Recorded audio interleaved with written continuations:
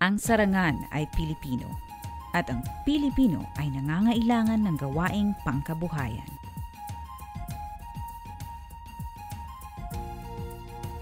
Sa kasalukuyan, ang mga natatanging industriyang pangkabuhayan sa Sarangani ay ang mga sumusunod: kulungan ng bangus sa dagat, soya at mais, organikong pagsasaka, mini corn products, techno-demo farm ng baka at baboy, dried marine products, mini meat products, produktong likha ng bubuyog, produktong mula sa niyog, mini feed mill, mushroom processing at condiment manufacturing.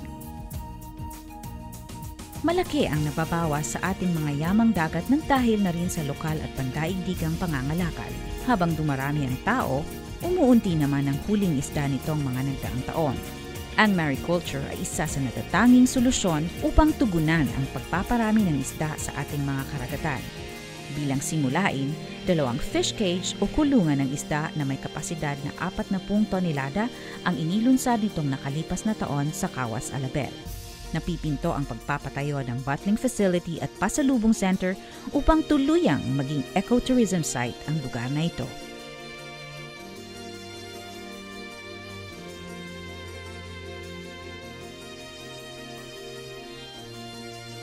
Ang Sarangani ay isa sa pinakamalaking supplier at exporter ng mais sa buong Pilipinas. Ngunit sa paglipas ng panahon, ay paunti ng paunti ang ani dahil na rin sa pagsama ng kondisyon ng lupa. Upang mapaganang muli ang lupa ay nasimulan na ang pagtuturo sa mga magsasaka ng mga makabagong paraan ng crop rotation o ang salitang pagpunla ng iba't ibang pananim tulad ng soya, bagong uri ng mais, adlay at sorghum. Ang mga pananim na ito ay napatunayang nagbabalik sa lupa ng nitrogen, isa sa mga elementong kailangan ng ibang halaman upang tumubo ng maayos. Sa ganitong simulain ay mababawasan ang paggamit ng abono at kemikal sa pagsasaka. Ang makalumang paraan ng pagsasaka ay nakapipinsala hindi lamang sa lupa, kundi pati na rin sa kasarinlan o nature at kapaligiran o environment. Ang walang habas na pag-aksaya ng enerhiya ay nagpapainit sa kapaligiran at nakakasira sa ani. Ang organikong pagsasaka o organic and greenhouse farming technology ay makabagong paraan ng pagsasaka upang lumaki ang ani sa pinaka-epektibong paraan at hindi nakapipinsala sa ating kapaligiran. Ilang lugar sa Burias, Munisipalidad ng Lan ang sinimulan ng sakahin sa organikong paraan. Inaasahang ang ani dito ay magbibigay ng mas malaking kita sa mga magsasaka at magiging export quality. Ang seguridad sa pagkain ay isa sa ating pinakamahalagang suliranin.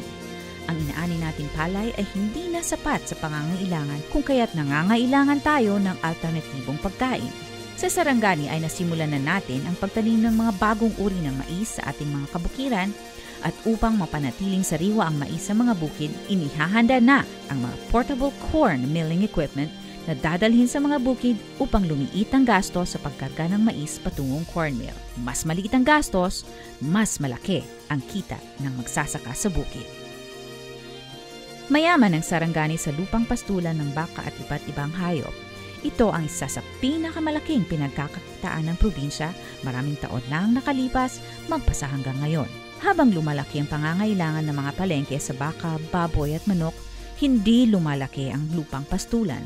Kailangan ng ating mga magsasaka ng makabagong teknolohiya sa pag-aalaga ng baka, baboy at manok upang lumaki ang kita habang lumiliit ang pinsala sa ating kapaligiran. Ang simulaing Livestock Techno Demo Facility ay isusulong sa Sarangani upang matugunan ang mga katanungan ukol sa makabagong teknolohiyang ito.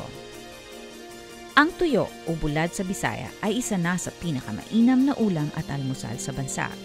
Isa pang simulain sa Sarangani ay ang pagtatatag ng solar drying facility, smoking factory at processing plant para sa isdang tuyo na maaari na ring ipagbili sa ibang bansa.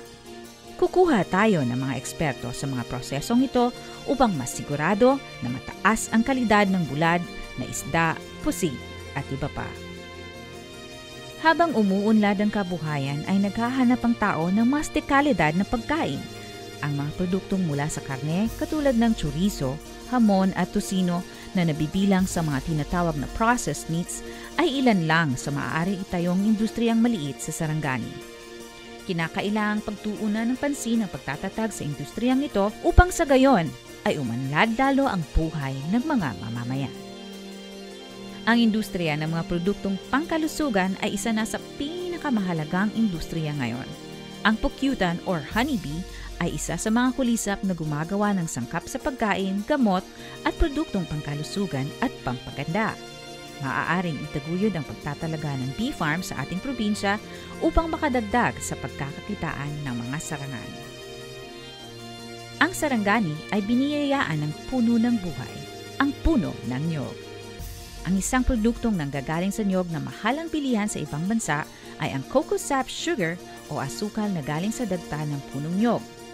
Pinag-aaralan ngayon ang pagtatatag ng isang pabrika ng cocoa sap sugar sa probinsya at ng isang research center para sa pananaliksik ukol sa iba pang produktong makukuha sa puno ng niyog. Ang feeds o pagkain ng mga alaga at patabaing hayop ang isa sa pinakamahalagang sangkap ng agrikultura. Ito rin ang pinakamalaking pinatutunguhan ng ani ng magsasaka tulad ng mais at soybeans. Kailangang simulan sa lalong madaling panahon ang pagtatayo ng feed production facility upang mapagbuklod ang magsasaka, feed miller at grower ng mga hayop. Sa ganitong paraan lamang uunlad ng sabay-sabayang industriya at agrikultura sa ating probinsya. Ang pinakamahalagang bahagi ng Sarangani ay bundok at bukid. Ang malalamig na lugar na ito ay hindi lamang mainam na pahingahan, kundi maaari ding magbigay ng natural na lokasyon para sa pag-aalaga ng kabute o mushroom production. Pinag-aaralan ngayon ang mga posibilidad ng pagsisimula ng isang trial facility para sa produktong ito para sa local at export production. Ang pinakamahalagang bahagi ng bahay ay ang kusina. At ang pinakamahalagang bahagi ng pagkain ay ang mga sangkap o condiments katulad ng toyo, patis, ketchup, mayonnaise at iba pa. Isa pang pinag-aaralan sa ngayon ay ang pagtatalaga ng condiment manufacturing plant sa probinsya upang madagdagan ang hanapbuhay ng mga mamamayan. Naitatag na ang mga simulain. Nasa kamay ng mga sarangan ang pagpapatuloy ng mga simulain ito. Itatag na ang makabuluhang kabuhayan para sa kinabukasan. Iyo ang simulain sarangan.